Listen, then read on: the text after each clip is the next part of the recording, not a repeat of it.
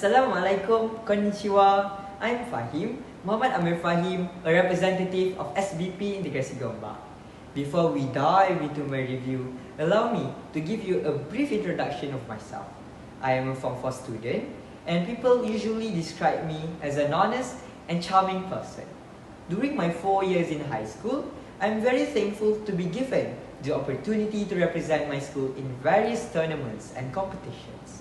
Some of my achievements include making it to the quarterfinals in an international debating tournament and also winning an honorable mention in an international kangaroo math competition. Debating taught me that in this world, there are always going to be two sides of a coin. This has granted me the ability to think from different perspectives and also be more open to any new ideas. Done with the introduction, moving on to my review. I believe that today's generation, unfortunately, is a lost generation due to the COVID-19 pandemic that have been plaguing our world for years now. As a reaction to the lockdown, many have developed the idea of living as an individual rather than the society as a whole. To be specific, today's teens appear to have fewer social skills and struggle recognizing the unwritten social norms and even basic common sense. If now, there is an old grandma walking down the road with a heavy bag, tell me how many teens will jump to lend a hand?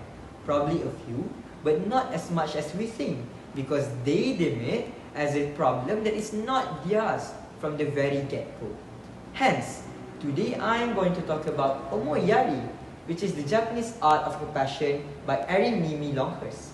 It is a self-help book with beautiful illustrations by Ryo Takemasa. It compiles the explanations of the principles of Omoyari and the author's own experience. To begin with, what is Omoyari? Well, it originated from two Japanese words, which are omoi and yaru. Omoi in this context reflects to the concept of thoughts. It refers to the way people think, their emotions, feelings, and even sentiments, things which you cannot see but instead feel, while yaru means to do. So, omoyari is essentially a projection of your thought. It's your action to do something for other people without expecting anything in return. In other words, you anticipate the needs of others, be in their positions to understand what they lack, and altogether inspiring your sense of sympathy and empathy to work so that ensuring people feel appreciated and cared for. On a larger scale, this means that we need to understand perspective and worldviews that sometimes very different than ours, because even if we are disagreeing with it, there is no harm in expanding our minds and finding reasoning for every little actions. One chapter in particular has caught my attention, which is Omotenashi, which means the art of selfless hospitality. In this chapter, the author talked about her experiences in Japan and how people have shown her the omoyari attitude. One being randomly getting treated for a meal after a simple conversation with a stranger, while another is being driven to the airport even when it wasn't in the original plan. What made me invested in this book and the principle itself is that these acts of going above and beyond are not something uncommon in Japan. It's not something you'll see once in a blue moon. Apropos to that, I believe that omotenashi is very beautiful because, and I quote, omotenashi has a soft power, just like the sensation you feel when your loved ones are taking a bite out of a meal you have been preparing for a long time. Doing things for others will make you content with their happiness because the excitement people feel on the receiving end is just very infectious. All in all, what I gain from this book are two things. Number one, life is full of uncertainties.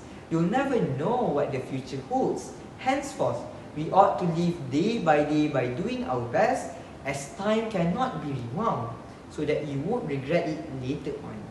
And number two, there is nothing wrong to go above and beyond. Newton once said that with every action comes its own reaction. This is how the misunderstood Joker can be saved from becoming the villain. With a few encouraging words, I believe that even a molecule of kindness can make the world a better place. For example, the feeling of inclusivity and gratefulness when your friends are waiting for you to tie your shoelace, or when you are sleeping over at your friends and they provide you blankets so that you won't be getting cold. I definitely recommend this book to anyone who wants to give birth to the best versions of themselves.